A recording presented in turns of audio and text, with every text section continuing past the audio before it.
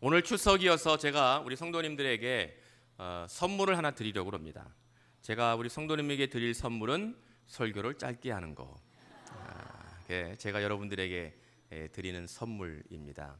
예배가 오늘 너무 일찍 끝났다고 야, 이거 목사님이 오늘 무슨 일인가 이렇게 생각하지 마시고 제가 여러분들에게 드리는 선물이니까 기쁘게 함께 누리는 하루의 시간, 또 거룩한 주일, 추석 명절 되시기 바랍니다. 좀 전에도 인사를 드렸지만 우리의 성광에 속한 모든 성도님들 가정 오늘 추석 명절을 보내는데 하나님께서 여러분들과 여러분들의 가정 은혜로 또 평강으로 또 풍성하신 위로로 가득하게 하셔서 기쁨이 넘치는 추석 명절 되시기를 기원합니다. 또 예배를 마치고 부모님 또 친지를 만나러 가시는 분들 이동하는 중에 하나님의 영이 임재하셔서 아무런 사고 없이 무사히 오고 가는 발걸음 기쁨으로 가득한 그러한 시간이 되기를 축원합니다. 추석 명절을 앞두고 지난 몇 주간 추석 명절에는 무슨 말씀을 나누어야 되나, 추수감사절도 아니고 어떠한 말씀으로 함께 성도님들과 은혜를 누려야 될까 고민을 하다가 말씀을 묵상하다가 문득 그런 생각이 들었습니다. 정말 우리를 기쁘게 하는 건 무엇일까 하는 물음이 이제 제 안에 들었습니다. 나는 언제 기쁠까?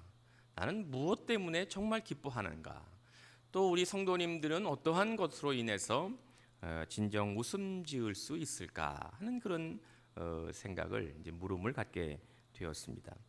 오늘 명절이니까 뭐 많은 예가 있을 수 있겠습니다만 명절이 우리를 기쁘게 할까요? 여러분들 명절 기쁘신가요? 물론 명절이 되면 뭐 일단 쉬는 날이지. 또 오늘도 쉬지도 못하잖아요. 또 주일 예배를 다 나오셨잖아요. 오늘 원래 그냥 평일에 명절이어야지 하루를 잘 쉬시는데 주일 예배에 모여서 그렇긴 하지만 뭐 명절이면 일단 쉬는 시간이니까 뭐 기쁠 수도 있지요.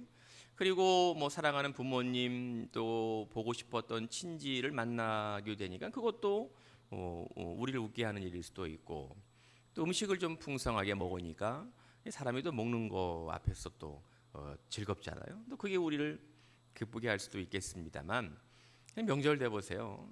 도로에는 차가 얼마나 넘쳐나는지 모릅니다. 뭐 한번 어디 가려고 그러면 그냥 꼼짝 안 하고 차 안에서 묶여 있으면 그것만큼 힘든 일이 없습니다. 그런 일이 있죠.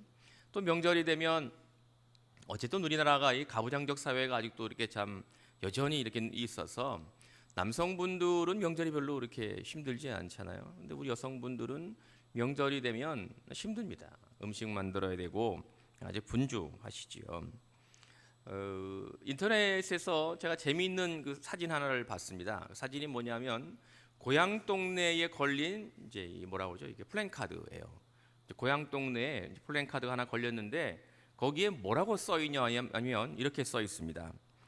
에미야 어서 와라. 올해 설거지는 시아버지가 다 해주마. 이게 플랜카드 이렇게 써 있어요. 누가 사진을 찍어서 올린 거예요. 어느 동네에서 찍었는지 모르겠어요. 에미야 어서 오너라. 올해 설거지는 시아버지가 다 해주마. 뭐 이렇게 써 있었어요. 이걸 근데 그 밑에 달린 댓글이 좀 되게 웃겼습니다. 댓글이 참 웃겼는데 우리 시아버지 되시는 분들은 좀 이해를 좀 하고 들으셔야 됩니다. 혹시 마음이 상하시더라도 용서하시고, 오늘 추석이니까 넉넉하게 용서하시고 우리 시아버지 되시는 분들은 들으셨으면 좋겠어요. 그 사진을 보고 댓글을 누가 달았냐면 며느리가 달았습니다. 에미야 어서 오너라 그러니까 이제 며느리가 그 사진을 보고 댓글을 달았어요. 몇 개만 소개를 해드립니다. 용서하고 들으세요. 우리 시아버지 되시는 분들, 저 시아버지들 명절에 무슨 뻥은 저렇게. 두 번째, 오라고 하는 미끼겠지. 얼마나 해주시려고. 이제 그 며느리들이 다 다른 거예요. 며느리만 하는 뻥이요. 뭐 이렇게 댓글들이 쫙 달렸습니다. 그거를 이렇게 보면서 명절이 결코 우리를 웃게만 하는 일은 아니구나. 명절이 우리를 기쁘게만 하는 날은 아닌 것은 분명하구나. 그런 생각을 했습니다. 목사로서 우리 모두가 하나님의 자녀로 살고 있는 저와 여러분들이 이 땅에서 정말로 웃을 수 있는 것은 다른 곳에서 주어집니다. 다른 곳으로부터 우리가 얻게 된다는 것이죠. 이 세상의 것들로 여러분들이 정말로 기뻐할 수 없습니다. 이건 뭐 분명한 겁니다. 근데 참 이상한 건 믿음을 가지고 있는 여러분들이, 또 교회 공동체를 섬기는 저와 여러분들이 하나님의 사랑받는 자녀들인 우리가 믿음 그 자체가 우리를 기쁘게 할 거라고 생각하지 않는다는 거예요. 하나님의 교회를 섬기는 것이 나를 즐겁게 하는 일이라고 생각하지 않는다는 거지요. 하나님의 사랑만으로는 내가 이 땅에서 웃을 일이 이렇게 없을 것이라고 생각한다는 거예요. 오히려 그러한 것들은 우리를 힘들게 하고 부담스럽게 만들고 스트레스 받는 일이라고 여긴다는 것이지요. 저는 오늘 여러분들과 함께 짧은 시간 정말로 그럴까 묵상해 보려고 합니다. 우리 모두를 참으로 기쁘시게 하는 것, 기쁘게 하는 것, 여와 여러분들을 웃게 하는 것은 어떤 것이고 그것이 어떻게 가능해지는 것일까 하는 것을 말씀으로 이제 묵상하려고 합니다. 사도 바울이 전해주고 있는 바에 의하면 외견상 바울의 삶은 그리 기쁠 일이 없는 것처럼 보입니다. 그의 삶, 그러니까 부활하신 주님을 만나고 난 이후에 바울의 삶이란 아무리 생각해봐도 그가 좋은 일이 있었겠나, 뭐가 그에게 웃을 일이 있었을까, 그런 생각을 갖게 한다는 것이지요. 그 이유는 바울이 오직 복음을 전하고 그 복음의 씨앗이 뿌려지고 나서 싹이 트면 그곳에 교회를 세우고, 그리고 그 교회가 성장할 때까지 그 교회를 목양하고 그 교회를 섬기다가 이제 또 다른 곳으로 옮겨가서 또 복음을 전하는 일을 그가 반복해서 그의 삶을 살았기 때문입니다. 이렇게 복음을 전하는 한 곳에 정착하지 못하고 복음을 전하고 교회를 세우고 교회를 섬기는 것만으로도 쉬운 삶이 아닌데, 설상가상으로 그 바울의 동족이었던 유대인들은 바울을 너무도 미워해서 그를 잡아서 죽을 때까지 때리기도 하고 옥에 가두기도 하고 심지어 로마까지 죄인의 신분으로 압송되어 가는 이 참 모진 삶을 바울이 살았습니다. 그렇다면 바울이 그렇게 사명을 감당하고 살아가는 것이, 그에게 하나님이 주신 직임을 다하는 것이 그에게 눈물만 흘리게 하고 고난이 그를 낙담하게 하고 육신의 고통이 그를 슬프게만 하였을까요? 그렇지 않습니다. 이렇게 제가 단호하게 말씀할 수 있는 건 오늘 본문 1절에서 바울이 고백하기를 이 직분을 받아 긍휼하심을 입은 대로 낙심하지 아니하고 이렇게 사장을 시작하고 있기 때문입니다. 바울은 일반적으로 여러분들이 생각하고 있는 것처럼 여러분들이 겪고 있는 상황에 근거해서 직분에 따라 살아가는 것은 힘들고 어렵고 여러분을 낙담하게 만드는 것이라고 생각하는 것에 대하여 분명하게 아니다 이렇게 말씀하고 있는 거예요. 그것이 아니다 이렇게 이야기하고 있는 거지요.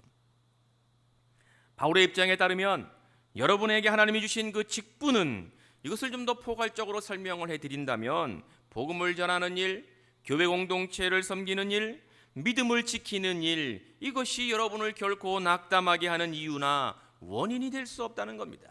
이것이 여러분들을 힘들게 하고 어렵게 하는 것이 될 수 없다는 거지요. 바울이 여기서 낙담하지 아니하고 란 말은 원래 악한 세력에 굴복하다, 그러한 의미를 가지고 있는 말입니다. 그런데 바울은 이 말을 내가 세상 세력에 약하여져서 넘어지거나 굴복하지 않겠다, 그러한 의지의 표명으로 우리에게 들려주고 있는 말로 이해되고 있는 것이지요. 우리가 여기서 알아야 되는 건 바울이 고백한 것처럼 세상이 우리를 엄습해오는 그 거대한 세력에 내가 결코 넘어지지 않고 무릎 꿇지 않겠다는 것은 바울의 의지만으로 가능해지는 것이 아니라, 바울의 의지로 그것이 가능해지는 것이 아니라, 바울이 말씀하고 있는 것처럼 주께로부터 긍휼하심을 입은 은혜로 말미암아, 긍휼하심을 입은 은혜로 말미암아 내가 그 세상에 엄습해오는 거대한 세력에도 결코 넘어지거나 무릎 꿇지 않을 수 있다고 고백하고 있는 것입니다. 사람의 의지가 강한 사람이 있지요. 정신력이 아주 그냥 분명한 사람이 있습니다. 그러한 사람들은 그 강한 의지나 정신력으로 때때로 자신의 삶을 추스르기도 하고 일어나기도 하는 사람이 혹 있을 수도 있지만, 궁극적으로 불완전한 인간이 그것들로 인해서 자신을 온전하게 구원할 수 없는 건 너무도 분명한 일입니다. 원래 우리 모두는 하나님으로부터 난 사람들이기 때문에 하나님께 속해 있는 피조물들이어서 하나님이 우리와 함께 하실 때만, 하나님의 긍휼하심으로만 온전해질 수 있고 진정한 기쁨을 누릴 수 있으며 참다운 웃음을 지을 수 있다는 것을 믿으시기를 기원합니다. 우리는 하나님께 속해 있는 자들이기 때문에 하나님이 나와 함께 하실 때에만 우리는 기쁠 수 있습니다. 우리는 하나님으로부터 온 존재이기 때문에 하나님의 영이 여러분들의 삶에 동행할 때에만 우리가 참다운 기쁨과 진정한 웃음을 지을 수 있다는 것이지요. 이제 그렇다면 하나님의 사명을 부여받은 사람으로서, 직분을 가진 사람으로 여러분들이 어떻게 웃을 수 있는가 하는 것이지요. 여러분들이 지니고 있는 사명이라는 것이 다 있습니다. 목사에게만 있는 것이 아니라 모든 성도들에게 하나님이 여러분들에게 사명을 주셨습니다. 전도의 사명일 수도 있고, 섬김의 사명일 수도 있고, 사랑의 사명일 수도 있고, 좀 넓게 이야기하면 이렇게 설명할 수 있는 이 사명이 여러분에게 힘들고 눈물나게 만드는 것이 아니라 그 사명이 어떻게 여러분을 웃게 하며 기쁘게 하며 그러한 책임이 될 수 있을까 하는 물음이 우리에게 주어집니다. 그것은 여러분이 복음을 들은 자가 되었다, 내가 복음을 들은 자가 되었다 하는 것을 진지하게 묵상하고 내가 복음을 들은 자로 살아간다는 것에 대하여 감사로 받아들일 때에 가능해지는 것임을 믿으시기 바랍니다. 복음은 모든 사람들을 위한 것일까요? 복음은 이 땅의 모든 사람들을 위한 것일까요? 그 대답은 맞을 수도 있고 그렇지 않을 수도 있습니다. 말 그대로 복음은 이 땅에 살아가고 있는 모든 사람들에게 공평하게 선포되었습니다. 이 세상에 태어난 모든 사람들은 복음을 들을 수 있는 기회를 모두가 다 가지고 있습니다. 그러나 그렇다고 해서 모든 사람이 복음으로 말미암아 구원에 이르고 영원한 삶에 대한 소망을 갖게 되는 것은 아니라는 겁니다. 오늘 4절의 말씀을 보면 이 세상의 신이 믿지 아니하는 자들의 마음을 혼미하게 하여 그리스도의 영광의 복음의 광채가 비치지 못하게 함이니, 바울이 말씀하고 있습니다. 복음을 우리가 듣는다 하여도 이 땅에 많은 사람들이 복음을 들을 수 있는 기회를 공평하게 다 가지고 있다 할지라도 세상의 악한 영이 그 복된 소식으로 하나님의 자녀가 되는 일을 막아서 복음의 빛을 보지 못하고 느끼지 못하고 경험하지 못하게 하는 일들이 일어난다는 겁니다. 그런 면에서 보면 복음은 모든 자들을 위한 것이 아니라고 이야기할 수도 있다는 것이지요. 그런데 오늘 예배하는 여러분들은 악한 영들이 여러분들에게 들려지는 복음을 가로막지 못했습니다. 여러분은 복음으로 하나님의 자녀가 되는 은혜를 선물로 받았습니다. 할렐루야, 할렐루야. 사탄은 여러분이 하나님의 자녀가 되는 것을 방해하는 것에 완벽하게 실패했습니다. 여러분이 예수 그리스도로 인하여 알게 된 구원의 소식, 하나님이 주시는 영원한 나라에 대한 소망, 그 복된 소식은 사실 이것만으로도 여러분을 웃게 하며 여러분들을 기쁘게 하는 것임을 믿으시기 바랍니다. 복음을 들은 여러분, 복음 때문에 하나님의 나라를 보는 성도들, 복음의 능력을 신뢰한 우리 교회 공동체는 복음으로 말미암아 웃으며 복음 때문에 기뻐할 수 있기를 주님의 이름으로 축원합니다. 복음을 들은 자가 되었다, 내가 복음을 들은 자가 되었다, 이것이 그 자체가 정말 여러분들을 웃게 하는 것일까요? 그렇습니다. 오늘 2절을 따르면 복음은 여러분이 부끄러운 일을 저버리게 하는 능력을 가지고 있습니다. 복음은 여러분의 삶이 속임으로 살지 않게 하는 권능이 있습니다. 복음은 여러분들 스스로 하나님의 말씀을 혼잡하게 하지 않게 하는 힘이 됩니다. 복음은 여러분이 진리신 예수 그리스도를 드러나게 만드는 이유가 됩니다. 이것을 믿으시면 아멘 하십시다. 복음의 능력이 있습니다. 여러분이 복음만으로 기뻐할 수 없다든지, 복음만으로 만족함을 누리지 못한다든지, 복음이 나를 웃게 하는 것이 아니라고 생각하고 있다면, 정말 여러분들이 복음의 능력을 의심하고 있다면 그 출발이 잘못되었습니다. 그것은 복음 때문이 아니라 여러분들은 복음이 가지고 있는 가장 기본적인 특징, 복음이 가지고 있는 본질을 여전히 깨닫고 있지 못하기 때문입니다.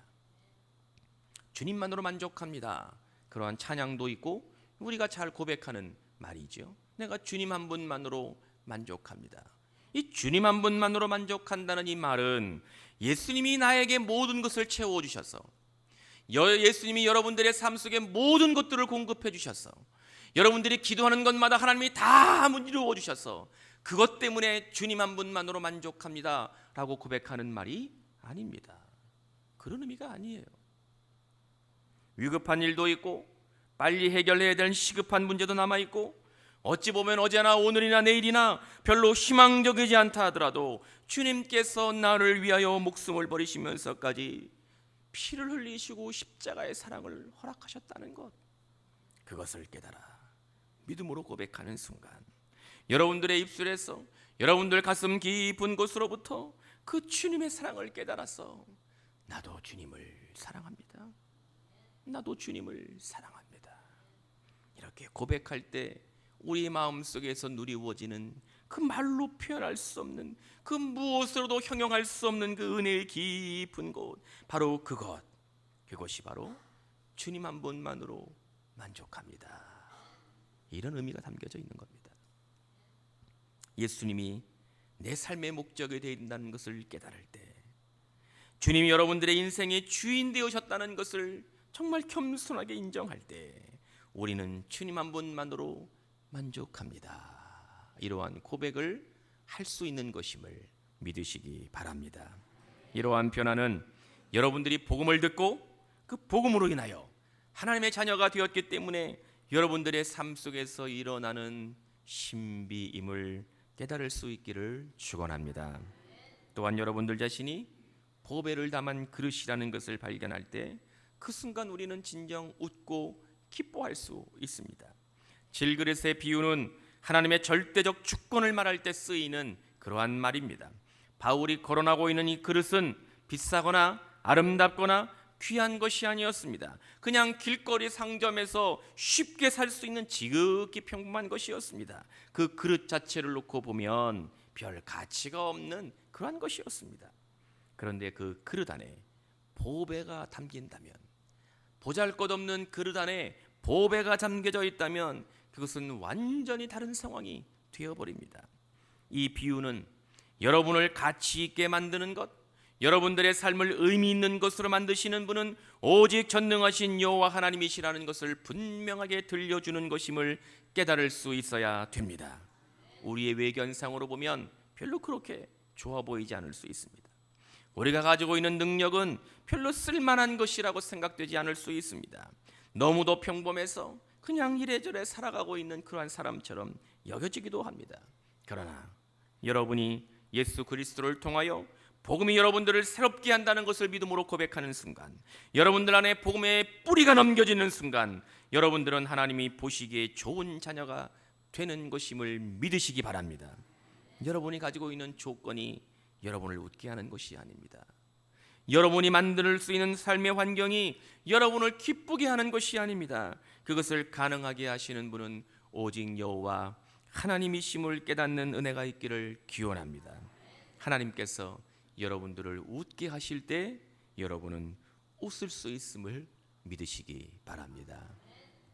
창세기 21장 6절의 말씀을 보면 이러한 말씀이 있습니다.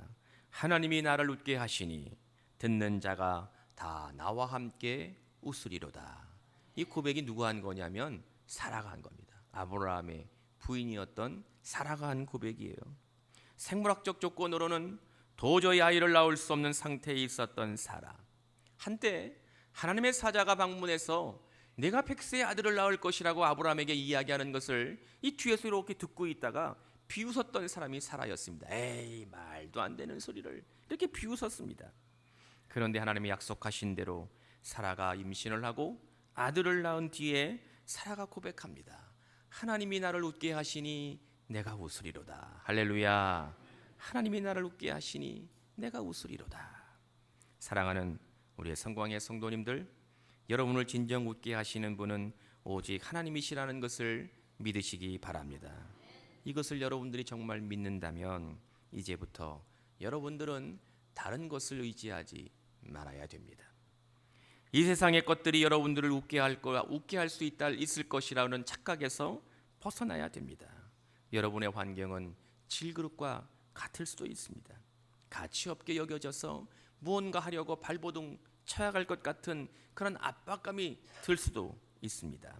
그러나 여러분 안에 복음이 온전하게 자리 잡으면, 복음의 능력을 신뢰하시면 여러분을 통하여 역사하시는 하나님의 신비를 체험하게 되는 것임을 믿으시기 바랍니다. 하나님의 교회를 섬기는 직분이 여러분들을 힘들게 하는 것이 아니라 그것이 여러분들을 진정 기쁨의 원인이 되고 이유가 된다는 것을 깨닫는 은혜가 있기를 축원합니다. 하나님께서 주시는 기쁨으로 환하게 웃는 우리 사랑하는 성광의 모든 성도님들 추석 명절 되실 수 있기를 축원합니다. 기도하겠습니다. 전능하신 하나님, 오늘 우리에게 듣게 하신 말씀이 우리의 삶에서 매일매일 경험되게 하시고 고백되게 하여 주옵소서. 하나님이 나를 웃게 하시니 내가 웃으리로다. 이 고백을 통해서 하나님의 은혜를 누리고 사는 우리의 성광의 모든 성도들 되게 하여 주옵소서. 예수님의 이름으로 기도하옵나이다. 아멘.